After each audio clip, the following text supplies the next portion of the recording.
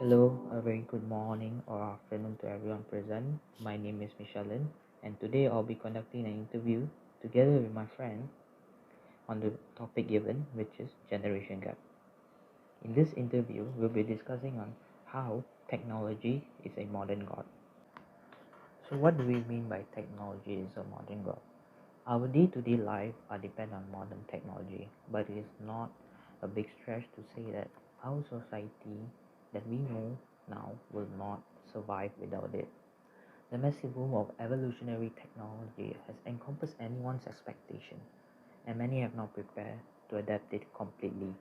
So we as a group plan to share our opinion on the ever famous generation gap and help those in need to understand how the generation gap has come to be and how to overcome it. So now let's welcome Jason Johnny to start up our very first interview. So, hello, I'm Jason, and I would be answering some of the questions. So, for the first question, how technology is being implemented nowadays compared to the olden days? Technology is now being implemented in this day and age in civil sectors, where 3D printing technology is invented to print out complete buildings. With the use of reasonable materials which are biodegradable and environmental friendly.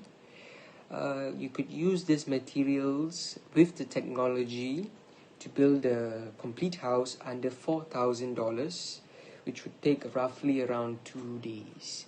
Whereas in the olden days, if you're traditionally building a home, it would cost way more money and way more time, and the risk of someone dying is highly likely. And if you're using 3D printing to build a home, I believe you would build a home in a much safer condition, and it wouldn't require a lot of human contractors. So you work in a very safe condition, and highly likely someone gets injured. So the death rate, I believe the death rate would be reduced. So besides, technology nowadays could be implemented in businesses.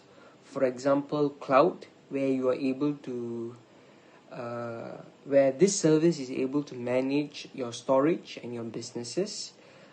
Platforms such as AWS, Azure, or Gmail would manage your storages and your businesses so that you can run your businesses efficiently. Whereas in the olden days, you would have to employ an IT employee, which would cost a lot of money to manage and migrate your old data servers, and you wouldn't want that much of database being stored in your company. So in result, your database would turn into data chaos. Thank you, Jason. Now let's move on to Kasha. So, Kasha, why do you think there are still so many people that are not exposed to technology usage? I think it depends on the location because some parts of the world are still in the dark and are still using mobile phones with no new advances, or they just don't use it at all because there are usually no signals in isolated places.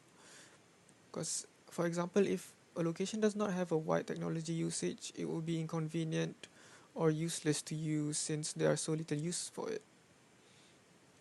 Like in Malaysia, there are still villages that are not connected to cities and are isolated from villages. They are in their own world. Secondly, there are still parts of the world that are not advanced like how we are. I think the government plays a significant role in this because to combat uncivilized areas is to venture out to them and introduce them to today's technologies such as smartphones or laptops. The government should also build new areas and infrastructure for the use of technology so that learning to use technology is necessary and useful. Okay, the next question for Kasha. So, Kasha, How did you get introduced to technology usage? Me personally, I've been raised in a financially stable family and has been exposed to technology such as handphones and laptops when I was still in elementary school. I had my first handphone when I was 11 years old. It was my sister's old phone, and from there I gradually started using it, and it became the norm for me. But for new smartphone learners, I think using search engines like Google or Safari is most important part because you can search up anything, almost anything, and most probably it will have a solution or an answer to it. Alright, thank you Kasha for the explanation. Now it's my turn to answer some of the questions. So I'll be answering some of the few questions. To start off, how was transportation back then? So back then, people began to use animals to transport loads and goods.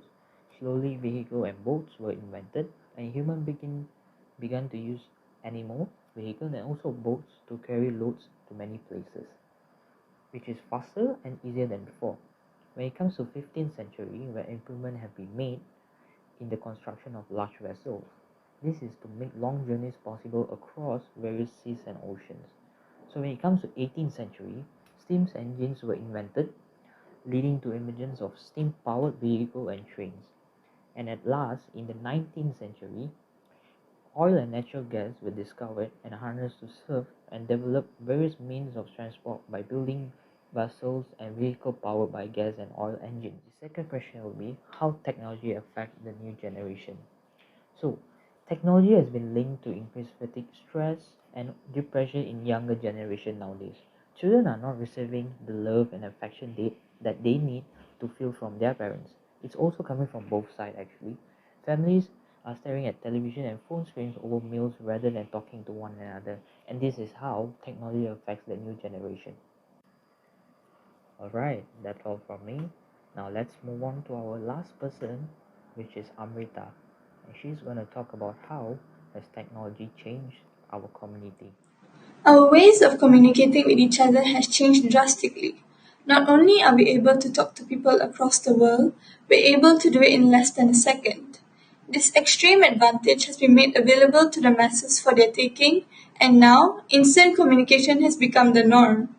Emails are expected to be answered before work hours are over, texts are sent to be replied to the moment they are seen, and calls are made to be answered before it rings out. Decisions are made within the hour when it would have taken days before. This change has both positive and negative effects on our society, but we must learn to change our ways to avoid the negatives for the sake of progress. We have become impatient. Why wait when we don't have to? Besides that, our generation has more access to a multitude of information than any other generation. This information overload is only limited by our own ability to absorb and store that information. Almost any topic found on this earth has been discussed, elaborated, or debated online to the point of it becoming its own niche. It has become simple to research specific topics, and the community can only benefit from this. The overabundance of information has changed how we communicate with each other by allowing us to learn anything we desire easily.